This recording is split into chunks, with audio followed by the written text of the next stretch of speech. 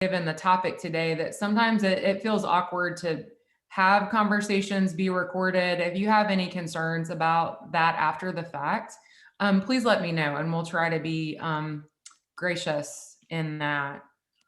So I think we have like all veterans here, no really new people, although Allie, I think you're somewhat new to this particular conversation. Would you like to introduce yourself? Yeah, for sure. Hey, y'all, I'm Allie Hellinga. I work over at Creature Comforts with Madeline. Historically, I've been overseeing our Get Comfortable fundraising campaign, but I'm playing a bit of a larger role in the Get Artistic grant making. So figured this group would be an awesome one to start attending and start connecting with. So I look forward to meeting all of you guys and seeing you at future Create Athens meetings. Awesome. Good to see you, Allie. And Jennifer, it's been a minute since we've seen you. Would you like to introduce yourself?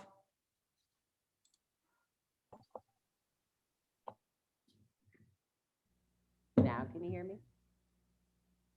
Yes. Hey, Jennifer Davidson. I am board president of Nucci Space. So, Allie, thank you for your recent partnership there. And there's some really cool stuff happening at Nucci Space. If you guys haven't seen, in part working with the Get Comfortable, the Get Creative Fund, they're doing door paintings there. So if you haven't seen those, you can see those on our Instagram feed. And then I'm also a partner in the General Time Development over on Newton Bridge Road. Good morning. Morning. Anyone else who's new to the group or for whom it's been a minute? Mux, how about you? We haven't heard from you in a second, so would love to have you introduce yourself. All right, there, I had to unmute myself. So I'm Mux Blank. I'm an artist here in town. I also run the Joker TV show that we do every Thursday night at 6:30 on YouTube. And my house here where I live is Joker Gallery, which is a place where we sometimes have house shows and you know, gallery shows and stuff like that, in sort of an alternative environment. But I guess it's a really cool show, Mux. I've enjoyed watching it. Thanks. It's a lot of work. Good to see you, man. And then Maria. Hi, Erin. Hi. This is Maria Ramos with Ramos Studios, just an artist about town. Hi, Maria. Hey, Mux. Hey. Welcome. Okay. Thanks everyone. John, I'm going to turn it over to you and Dan for an announcement of the art contest. Yeah, so we have the contest has officially launched, and I think Erin is sharing screen right now. There we go. So it is open through like mid-August or mid-April, not August. I don't know why I said August. Mid-April, and the winner will receive a donation to a nonprofit of their choice, as well as $50 and $25 gift cards. $50 for first place, $25 for second place to KA Artist Shop. So it's open to Clark County students. I think we covered this last month, but the update, I guess, is that it is launched officially, and we have a great team of judges that we're working on getting a date to plan it on the calendar for when our judges will get together. So thanks for everyone that volunteered to be judges. We had a lot of people volunteer to be judges, and I think we ended up getting a good team of like 5 or 6 together.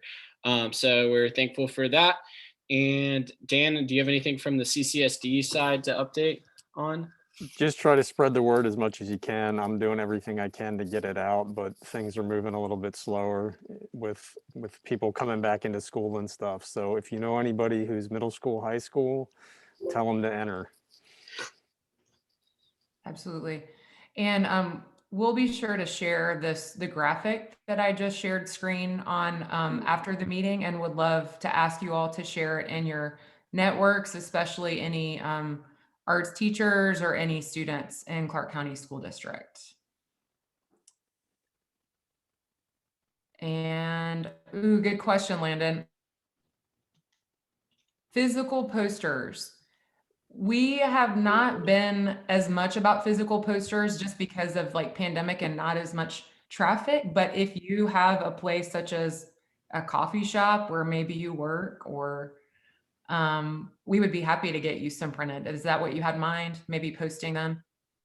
Yep, perfect. Oh, Dee Dee, thank you. Yeah, Dee Dee, it sounds like you're willing to print a few, so I'll coordinate with you guys after this meeting on that. If you all would like any printed posters, just let us know and we'll help you manage that. I could see one at Creature Comforts maybe. Not that middle and high school students tend to hang out there, but their parents do. So, all right. So then moving on to the next agenda item. John, who's giving that update? Marilyn From is. the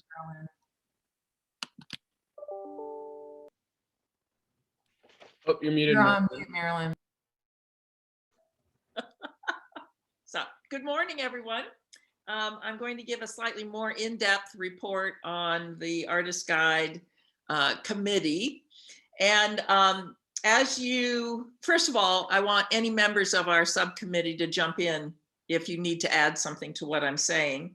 And David Sutherland as well. David Sutherland and I connected from our last meeting. We were introducing ourselves and we were both like, aha, we need to speak to each other, which we did. So I'll move to that in just a moment, but David, if you have anything to add, let me know. Our original charge over a year ago was to have a community conversation with businesses and community members and artists to find out what are their perspectives on art and artists and creatives, and to educate a little bit, and we're hoping to really gain support for creatives in our community and a greater understanding. But then COVID hit, and so we changed our whole approach and decided that a guide should be one way to help artists, because as you know, when COVID hit, it hit the arts community dramatically. And so we decided that we would write a guide. Not quite sure what would be best, but we did know we needed to assist people who wanted to improve on the professionalism of their businesses as artists, and needed resources and answers and so on. So that became a huge task, and we weren't sure how to do this. We are not book writers. And so we did struggle a bit and tried to work considering what is going to be most helpful, what can we really attempt and be successful at. Now, at our last meeting, we offered a survey to all of you to give us some input to add to this book that we are developing, this guide. Well, also, we met David Sutherland. Now, David is at the Terry College of Business, and he is working with a group of grad students. And so we visited and connected, and we met both on a one-to-one, David and I. We met with, as two groups with David's graduate students. We learned about the project they're working on, which is the ACE project, Athens Creative Economy. Turns out to be very exciting, and they are incredible and have developed a really good strategy for looking at the creative community and seeing what can be done, working to assist and support, because it is really important in our community. So they have a strategic plan, and we noted that that overlaps our goals in many ways. One particular project that they're working on right now is a podcast where successful creatives from a variety of the arts are interviewed. And this is called So Now What? At the moment, their title is So Now What? They have not aired anything yet. They're working to finalize the first version or the first episode, which I listened to and was amazed and impressed. They have set up a whole calendar of people, artists, creatives, successful ones, people who have been there, people who have struggled and worked to find success in their arts area. It was so good. It was so helpful. If I were an artist looking to get information from those who would be my mentors, people who have found their way to success, this podcast and future podcasts will answer so many questions that people have. So we're very excited about that. We all discussed this.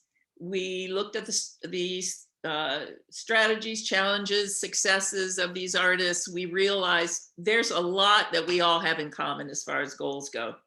So they're working to finalize those episodes.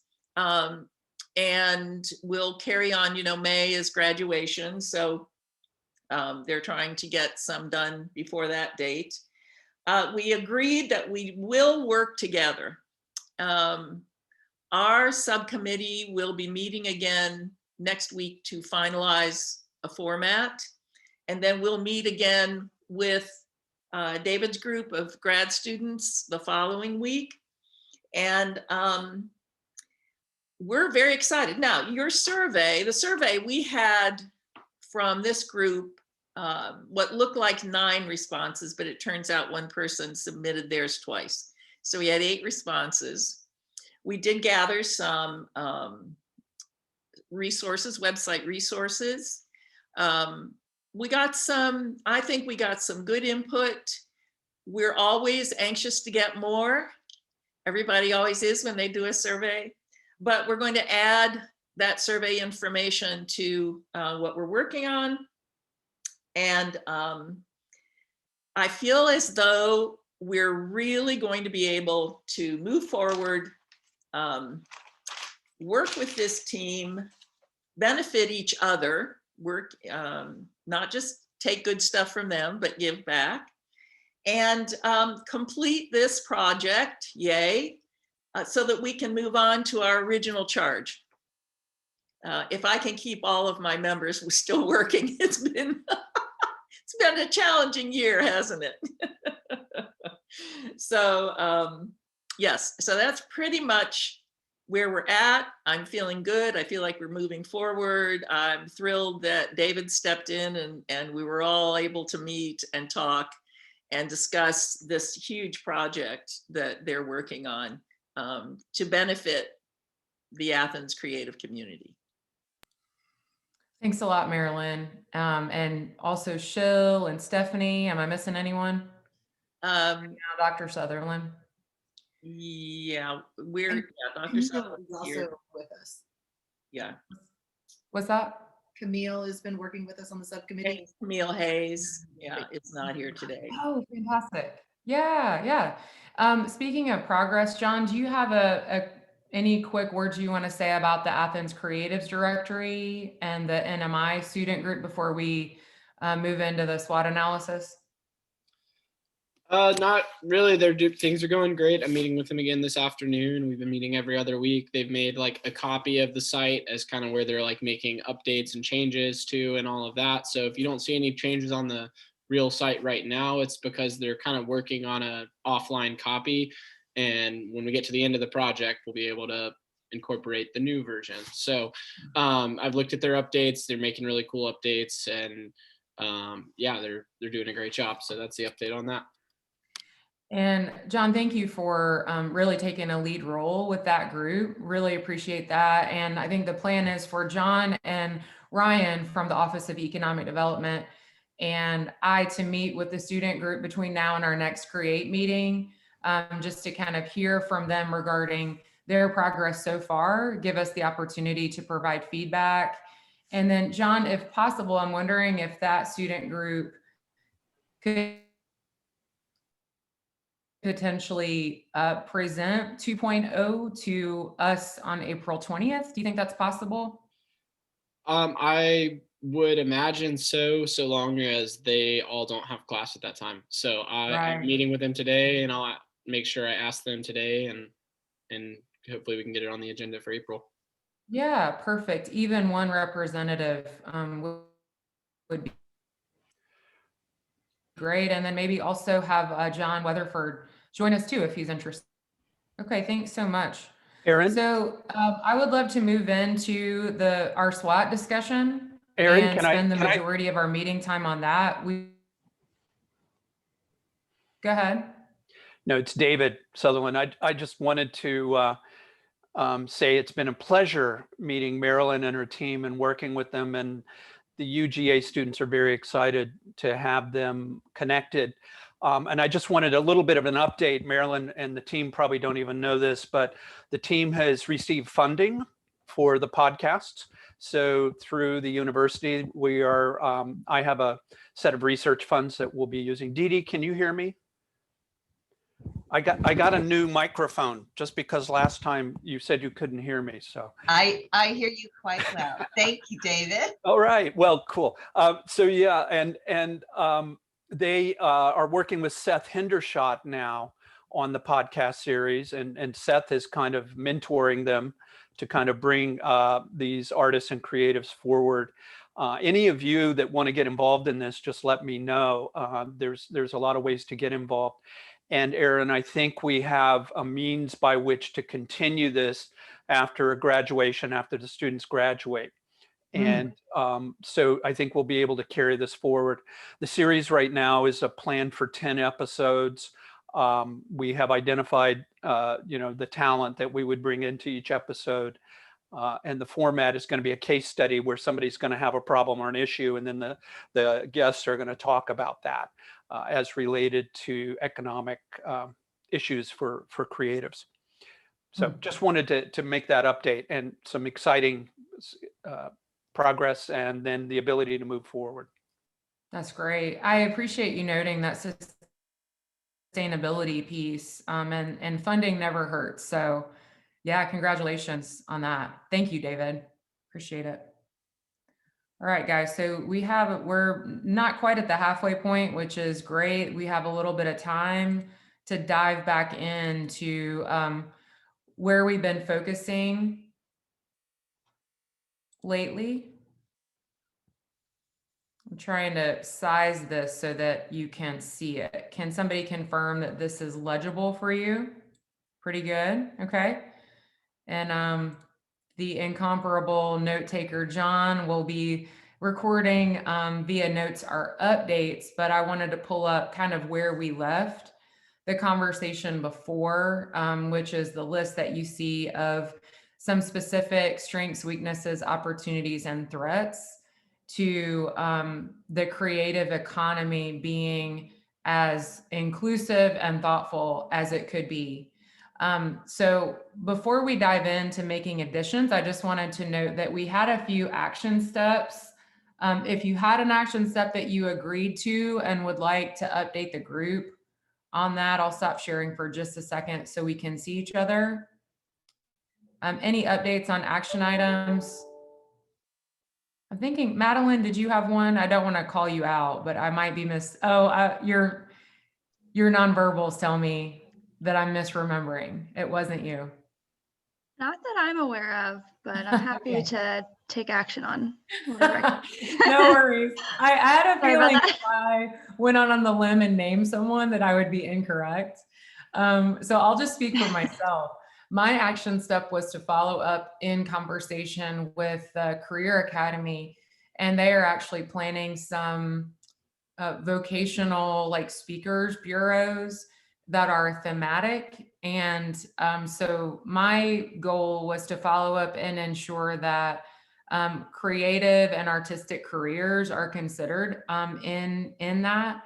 And what was interesting to me about that is, one, it was very well received, and two, Clark County School District did a solid job of surveying students about their career interest.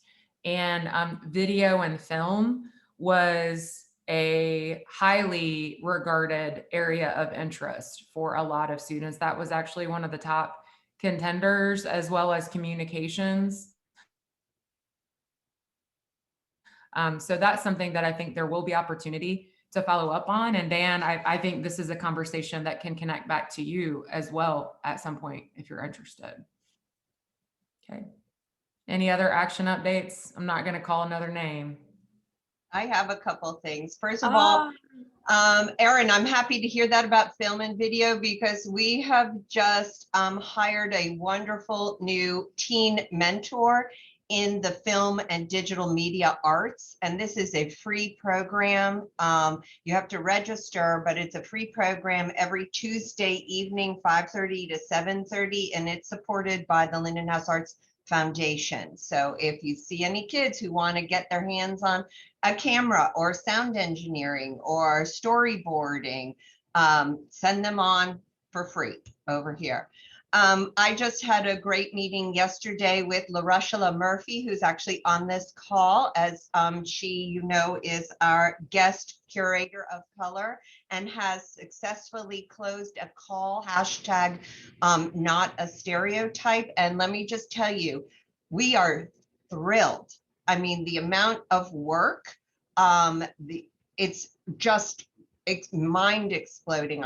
We had such a great time, 30 different applications from Athens, from Atlanta, from South Carolina, North Carolina, Florida, New Orleans. So LaRushela is going to be putting together a fantastic show for us. And this is the first of a series that's funded for 6 rotations over the next 2.5 years. So that's very, very exciting. We also have, Lynn is on this call as well. We have the 2 visual artists that won the Morton Defiance Awards. Both Nora James and Broderick Flanagan have works with the panel with their statements about the award, and their direction in their artistic practice is up in the gallery walls for this month. And I've also been able to identify funding for another rotation of Window Works, which currently has Nora's piece, and I begged him to keep it up for another month, and he's allowed me to do that. So, because we love it so much. But yeah, that's just our action items regarding this first element of the swap. Fantastic. Dee Dee, do you have a flyer or a link to the team mentor program that you mentioned so that we can disseminate that? I will put that in the chat for you.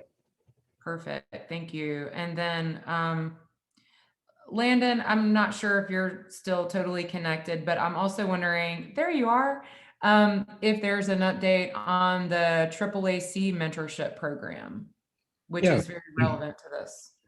So we just closed our applications for the second round of the Emerging Black Artists Grant and Mentorship Program. This time we had, I think, 14 applicants. So we just compiled like a voting rubric and work samples for everyone. So we should have our second mentee in the next week. Yeah. Great. Okay, thank you. Any other updates? Okay. Diving back in. Can you see my screen, guys? Okay. So just let's take the next 30 minutes then to settle into this discussion and think about, especially now that you've had some time to consider this between our last meeting and today, would love to invite you to add your perspective, starting with, are there any strengths? And let me go ahead and just kind of read out the priority action that's the focus for this to help create the context. So just as a reminder, the overall objective or action for our group is to develop an inclusive approach to the arts by identifying and addressing barriers to equitable access and engagement. And then one of the specific success measures that we're addressing is to specifically address diversity and inclusion within the arts and culture climate of Athens-Clarke County by tracking and increasing representation among current boards, decision-making bodies, and paid staff, as well as within organizational policies and procedures. So don't feel the need to limit your thoughts to that specific success measure, but that is, you know, where we want to spend some time so that we literally kind of rebuild the culture and the way that we do business in this area. So first, any other strengths? I'm going to pause and just open it up to the group.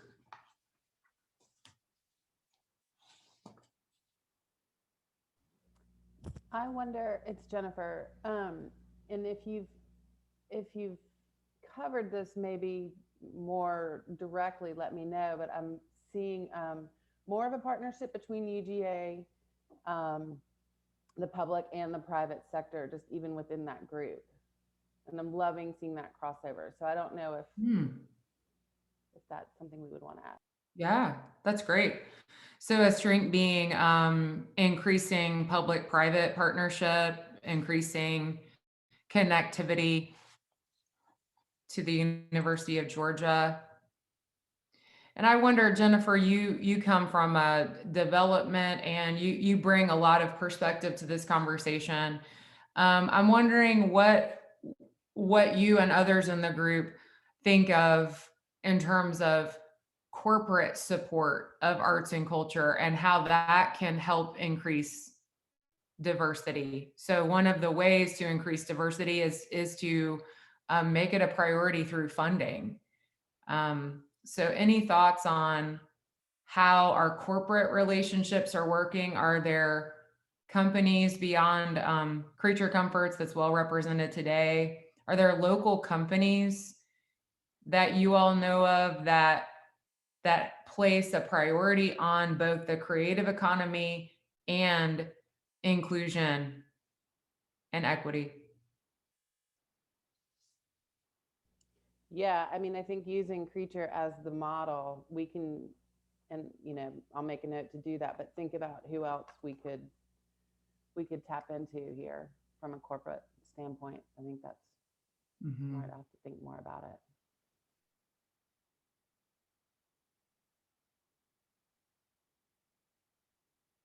Okay, and I know John is taking notes on this as we talk, so you don't see those on this particular copy, but we're capturing comments as we go along. Any other strengths that we haven't mentioned so far?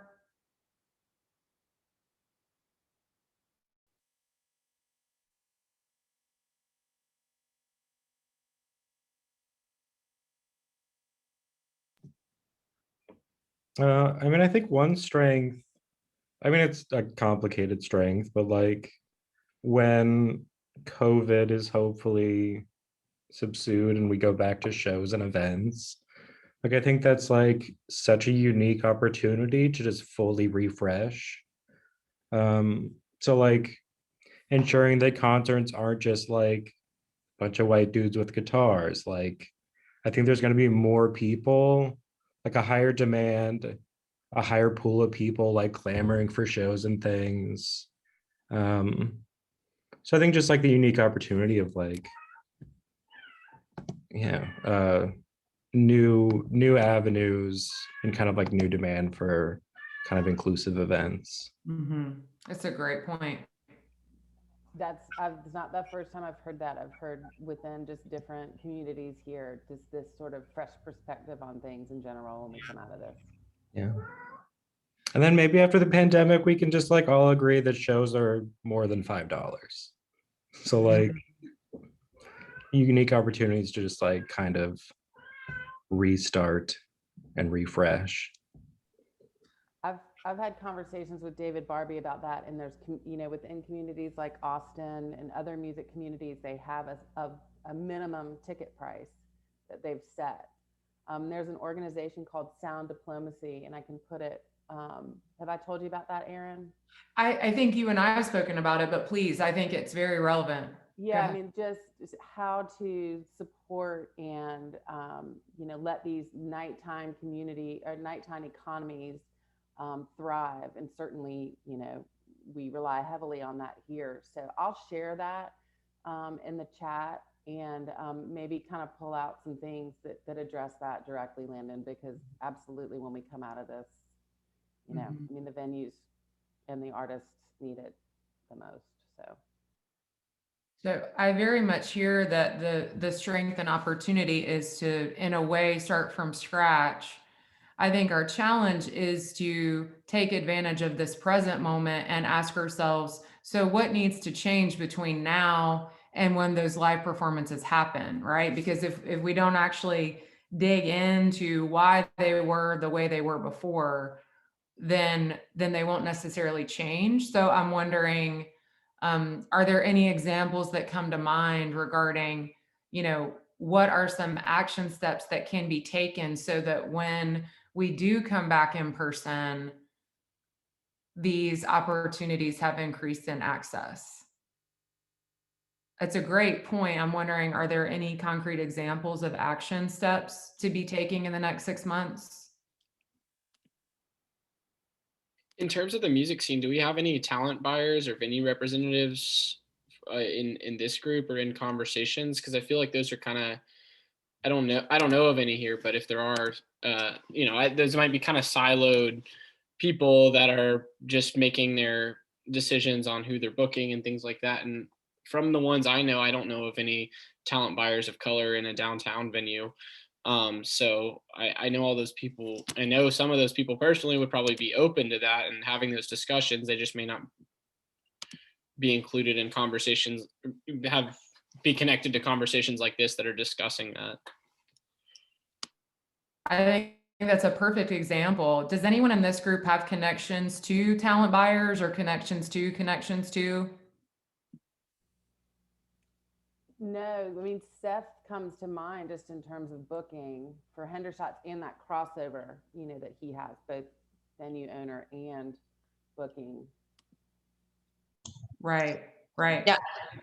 Erin, obviously we book a lot of talent for AFFest. So we use Troy Aubrey with Aubrey Entertainment to do our talent bookings. So I will say, when you're thinking about if focused on the sort of minimum price, it very much depends on what the venue is. So if you're a venue like 40 Watt Georgia Theater, that's set up to be a performance venue, I think it's much easier to have a guaranteed minimum ticket price. But if you're the kind of venue, like you're a bar that just happens to have live music, and the whole point of having that live music is to have people come in and purchase drinks and so on and so forth, it's much harder to have a guaranteed minimum. So I think it would be helpful to think about it in terms of the goal of the venue, whether it's a legit live music performance venue or if it's a bar or restaurant that happens to have live music.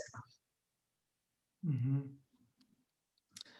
Well, and then I'm thinking of the two-sided coin here and potentially unintended consequences. So having a minimum, entry fee makes sense in terms of building the creative economy on the artist side. However, that limits then who can attend, right? So not to overcomplicate it, but I think where this work is challenging is we're trying to increase access on both sides of that equation. Mux?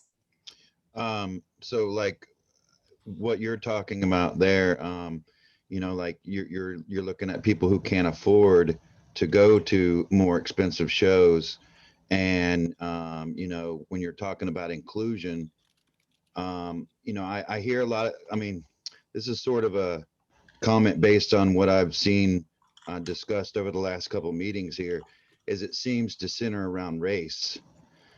And I understand that, of course, but there are other members of our community that need to be, looked at too, like, the gay, other minorities, that need to be looked at. But my point was is that a lot of these minorities cannot afford a higher priced show. So if you're talking about a minimum price for shows, you're sort of doing opposite of inclusion. Yeah. I don't know. Yeah. So Jennifer, in the what's the name of the group? Some other promising practices. Yeah, sound diplomacy. why don't we take this as homework, guys, and we'll send this link out with the notes, and just all of us agree to kind of dig into it. And Jennifer, not to put you on the spot, but do you happen to recall in that example, how have other communities mitigated against by the very fact that you're raising rates to help compensate artists, you're then creating a barrier for the audience? Do you have any thoughts on that before we move on? No, I don't. And I read it so long ago, I'd have to go back and reread. So I'm gonna take that. But it's an absolutely valid point. Yeah. Yeah. Maria? Yeah, I'm still new to the community, and this may not be, this may already be in place, but I know New Orleans had a model that the city would employ street artists.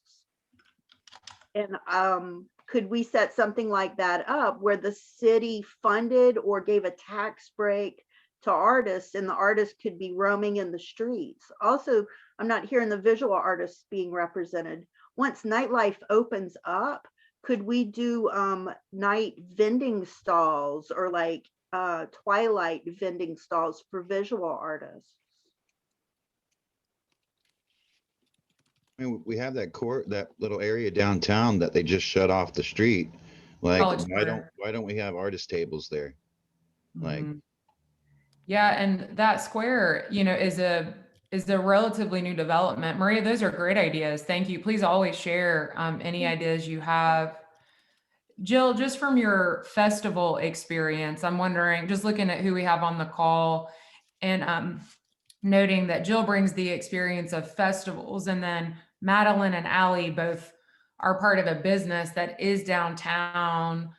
Jill, you just have a lot of experience in this realm altogether. And then Stephanie and Ilka have a lot of experience in economic development, creative economy. Any thoughts on this idea of like street vendors and visual artists being included? And the College Square idea specifically? I can share something. So, I mean, pre-COVID, we would have at least at Creature Comforts, we would have at least one artist market a year, usually 2 or 3. So they would be like before with the winter holidays, that was a huge one. Before, or at our anniversary, our company anniversary in April, which is a major event that has a huge attendance. So that was we've only done one of those, but anyway, and then maybe 1 or 2 around other sort of holidays, or sort of, days worth celebrating, like Earth Day. We would have a sort of sustainable, friendly artist and just maker sort of market. So that's definitely something we would love to return to in the future. And one thing I'll note about that is that we try to keep we don't have, we can't accept every single person who applies just because we just don't have that much space. So, but we do try to keep our fees for the sort of table fees as low as possible. I think less than $20 typically. And at other markets that have bigger followings, it's usually a lot more, because that, we're just in this luxury of a position as this business, we don't need to make money off of the artists coming in to keep our doors open. So we're in this position where we, can keep the fees really low, and which makes it more accessible to people. And then all of those fees also, 100% of that goes back into the grant making pool. So it all goes back to serve artists in the future. So that's something that we would love to do again in the future when code is in, the rearview mirror. And I even like the idea, Maria, when you were sharing about just kind of nighttime vending stalls. I think, in our space, there's the opportunity to do something more, less formal or more frequent, potentially at our space. Than these huge sort of like quarterly or biannual or something like that markets. So that just kind of was an idea that came to mind.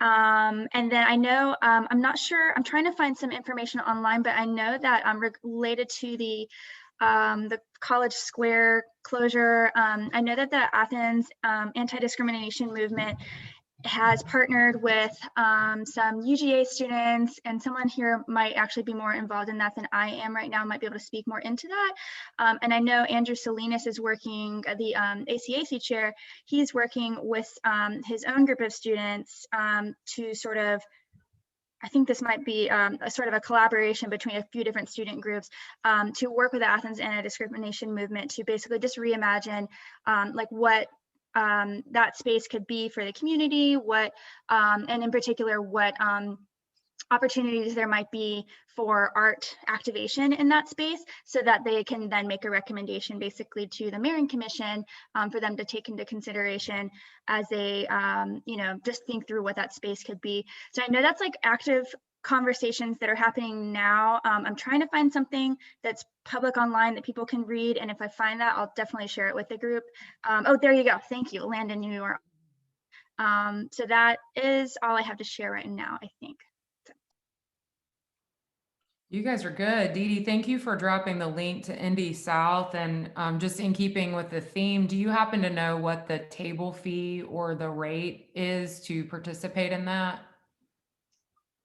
No, I don't, but she is a local businesswoman who's been doing this professionally for a long time, and we have been trying to support her. And at the kickoff of the pandemic, we were ready to have a host an Indy South event here on our campus as a partnership. And what she does with every market, a portion of the entrance fees goes to a not-for-profit.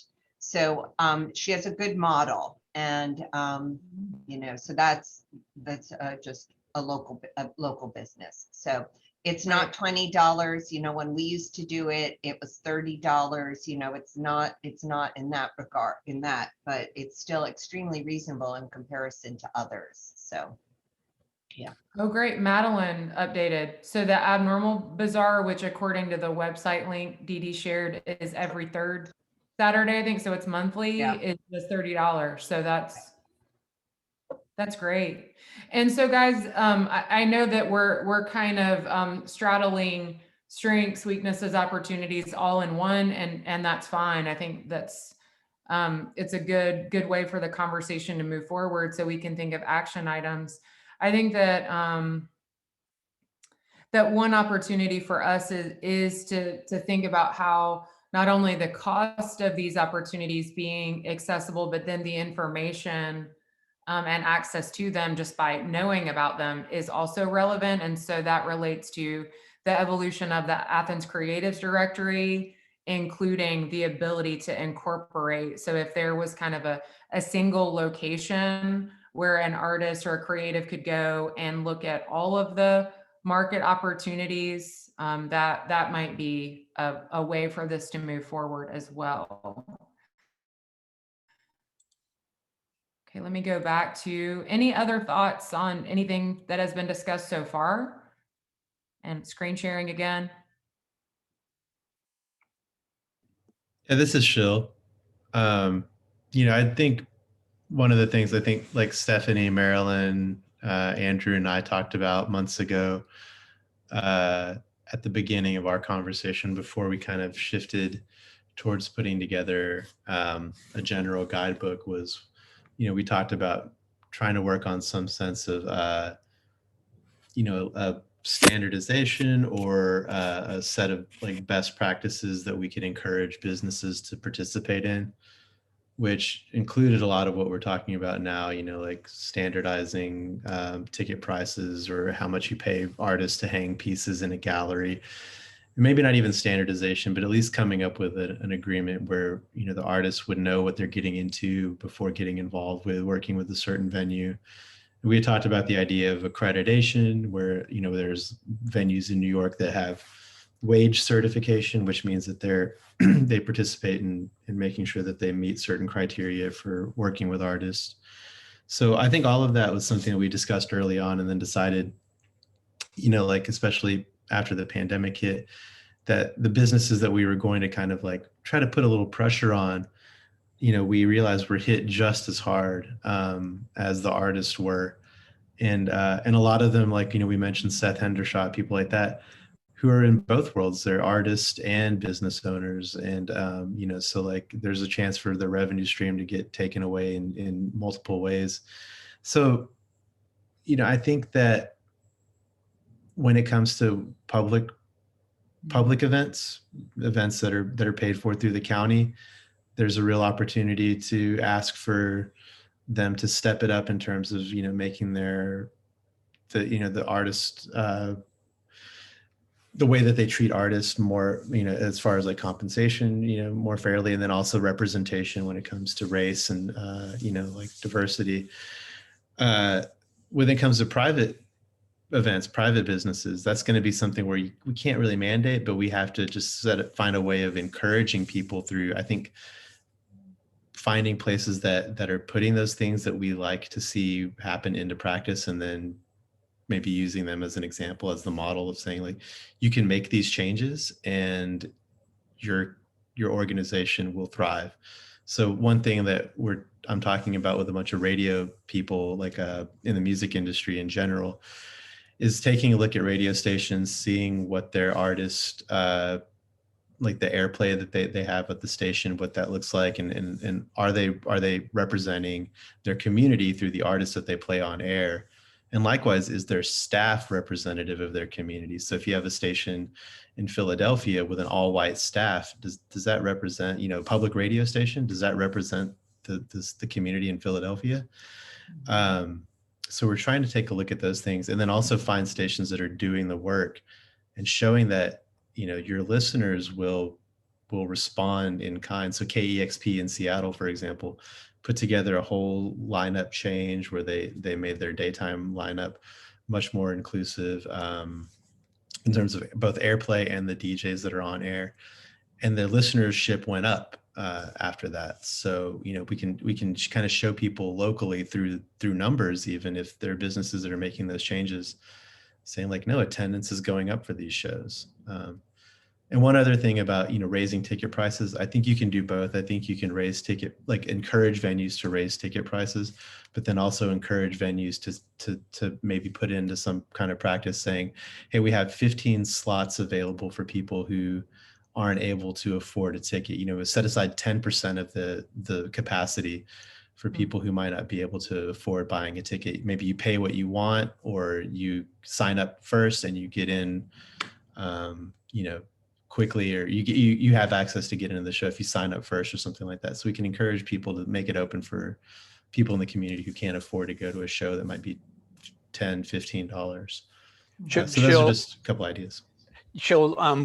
We're looking at creative economies around the country, and one thing you just mentioned, they call it a community scholarship.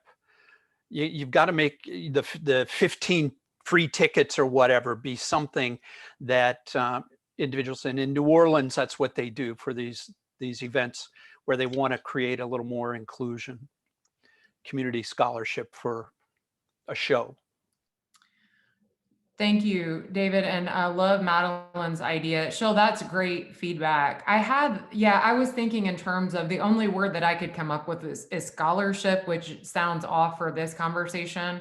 But that idea of people who can pay, the new minimum, and then some, they can pay for their ticket and someone else's.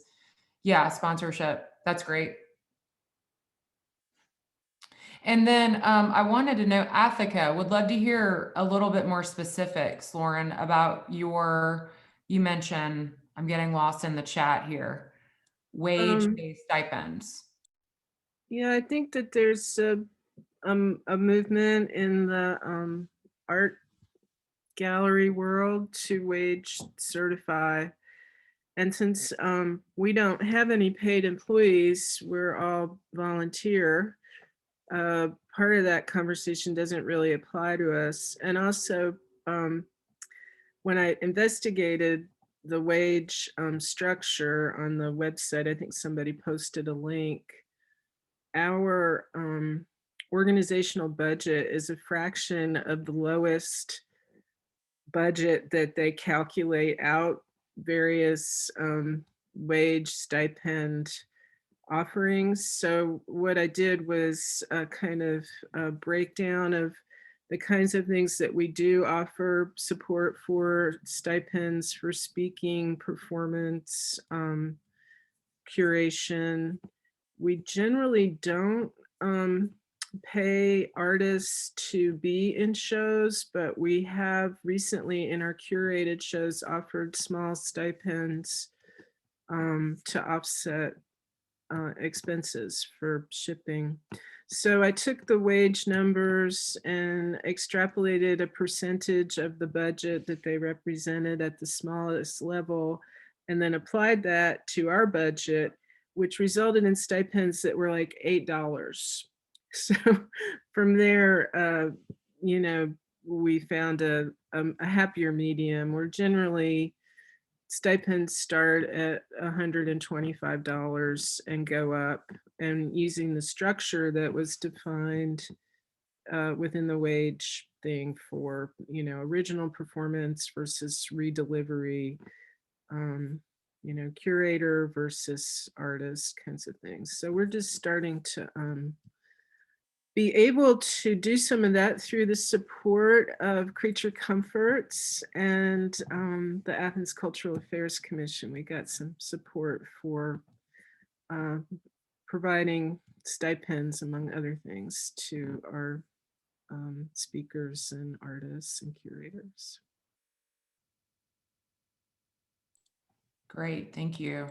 So I know lots of great ideas and updates. I look forward to seeing the updated chart, and which we'll send out after this meeting in the next day or so.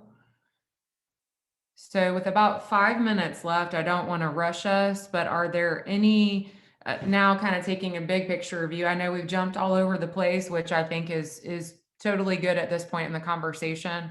Is there anything that stands out as a strength, weakness, opportunity, or threat that's not on this list nor has been mentioned so far?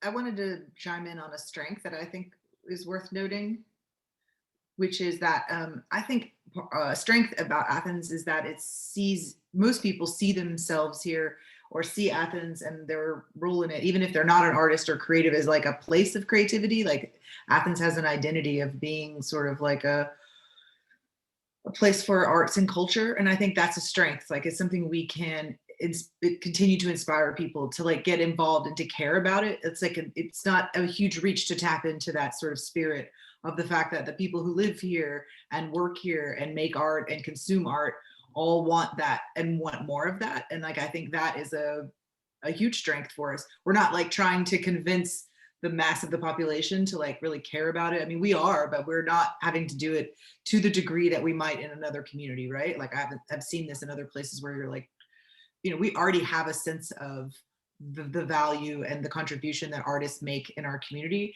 And so I think that helps us by leveraging that already, that spirit, and tapping into it. It helps us like move things along either faster or further. So I think that is a strength in the Athens community, like an attitude that supports it in a general like appetite for more culture and art. That's a lovely point. So it is part of who we are. It's not just who we want to be. So it's our current reality. That's great. Yep. Solid. Lynn, I was actually going to call on you. So thank you so much. I wanted to hear, I felt like you had a point to make. Yeah, I think one of the others, and with the SWOT analysis, something that always goes in is perhaps a weakness can also turn into an opportunity. But a lot of the, a weakness, I guess I would start with, is the fact that people tend to get their information in segregated ways. While there are some ways and venues like Flagpole, for example, that everybody knows to go to get information about what's going on, other than, you know, the select few like that, people tend to get their information from very segregated venues. Their radio stations, which again, as we know, as much as we like to say they're unified, they're not. They're absolutely segregated. If you are an African American and you're interested in rap or R&B, you're not going to listen to a lot of the radio stations that are all controlled by one company in town. You're going to go to this radio station. If you there's a magazine for all of the different segmented communities, so people are getting their information from segregated ways. And if we want to ensure that people are hearing it, you have to, unfortunately, think about that in terms of putting your information out so people from all of these different communities will get it and know about it. But if you only advertise in this one thing, then you have already pretty much put it out that it's not something for all of those other communities, because that's not where they're looking for their information for the arts and for culture. So it is definitely a weakness, but it also then brings back an opportunity to either one, create something that is inclusive of everybody, or think more about that when you're advertising your own events in terms of where you have to put the word out, if what you're truly looking for is to get a diversified audience or participants in whatever your event is. Mm-hmm. It's a great point. So I think for the notes, the weaknesses, the segregated networks and communication channels. And then Lynn, correct me if I'm missing anything here. Then our opportunity for action is to ensure that when we're communicating, we cover all the bases. Exactly. Okay, thank you. That's a great point. Evan, I wanted to note, I know a related success measure in our list is increasing access to public library experiences through partnership. And I know that you and I spoke about how, the move to virtual programming presents its own challenges and opportunities. I would just love for you, if you don't mind, to share your experience around, has the move to virtual increased the diversity of representation or limited it? I would just love to learn from your experience. Boy, that's a hard one. I would, it's tough because we're at the end of a curve of a year of virtual stuff. And I think so many people have, kind of reached a burnout phase who were looking into that originally. But I am tempted to say it's still challenging because, especially for the library, we are targeting people through digital means, through either our website or through exclusively Facebook at this point. And there's a huge community of library users who don't traditionally have access to computers, who don't have access to smartphones, who, so it's really, those people were coming in, through foot traffic and seeing posters or print material. I would say in some ways it has brought in more because we have people all over the country, in fact, all over the world, who are watching our virtual stuff. But then I think the only people who know about it are a lot of those people are people who have Facebook. And I think, as we've also seen recently, we've had a big drop for political reasons, all sorts of reasons, that people are burnt out and not using Facebook as a platform. So it's a little, I would say it has not, in my personal opinion, has not reached the diversity level that I would like to see, because we have a very narrow channel of people, to provide those virtual experiences to. I mean, last time I mentioned, through the AFES grant, we're working with CCSD to do this virtual music after school class. That is something that, going exclusively through the schools, we've been able to get some diversity that we normally wouldn't just by advertising it on Facebook or whatever. But I think we're kind of hitting a rut at a year with virtual stuff where people are, and especially with warmer weather coming, that people are tending to drop back. I will say that we're getting ready to expand our hours for the library, and that will be a lot better. But this has been a huge challenge for us to provide access to the computers, information, even about our hours. Like, if you don't we just rely on people to have a cell phone and to have some device to access things. And there's so much of our population in Athens who really does not have access to that. So another example, though, really quick, we just had our first session of the Step into Music virtual after school class. And one of our music teachers went above and beyond to check out the material kits and make sure that they were delivered to that family who didn't have a library card. So there is definitely a barrier there. And I think it's people who go above and beyond to connect with those communities to make sure they still have access, even to the virtual stuff. So it's kind of a mixed bag. Yeah. Yeah. Thank you. Yeah, I appreciate it. And I know that also, guys, I know we're a little bit over. If we can stay together for maybe 2 more minutes, because I want to end with a question for you all. Dan, I know that connects to extracurricular and the fact that a lot of opportunities depend upon our return to in-person opportunity. Is there anything that you want to add, Dan, before we start to close out? Just appreciate the complexity of all of this, and I think it's even extra complicated, like Evan was saying, with all the virtual stuff and having fatigue from being on all these Zoom meetings and things like that. But we should also applaud the efforts that people are making to continue to do things. This is music in our schools month, art in our schools month of March. It's kind of like arts in our schools month. So I'm preparing some stuff to push out to try to, highlight those efforts that teachers and students have been doing throughout the year. We put together a Youth Art Month website, virtual exhibition. I'll get you guys a link to that. So yeah, I hope it gets better soon. Yeah. So Dan, I would love to celebrate that, spotlight that through Envision channels if you'll send that. So as we prepare to close, our next scheduled meeting is April 20th at 10:30. And like Dan said, I know everybody on this call has gone above and beyond in ways that are unique to your jobs. So thank you for that. I personally, as a CCSE mom, have had teachers just offer to deliver things to our mailbox or our front door. I certainly don't expect that. I recognize when you multiply that by 22 students, that's a lot of extra work. But I am also really grateful for the people that go above and beyond.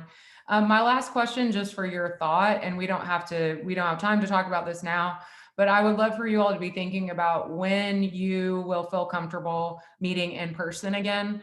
The sense that I get in the community is that folks are thinking come fall, there will be a bit of a reemergence to in-person, but that's a decision that we will make together. And I want to be sensitive to any special considerations that this group has, your convenience, your health, anything like that. So please be thinking about it. And if you have a strong preference, please feel free to email me or chat me directly, as some of you are doing now, because you're super solid. Thank you so much. It's lunchtime, guys. See you on April 20th, if not before. Hey, I've got art at Tiny Ath Gallery, so come see it. I'll be there for third Thursday, this Thursday. So, I love it. And it looks If like you there's have a link, send it to us, Dan. We'll send it out in reminders too. it looks like Red and Black published something today. So Nice. yeah. Love it. That's really cool. Renaissance man. Thanks, guys. Bye. Bye, Landon.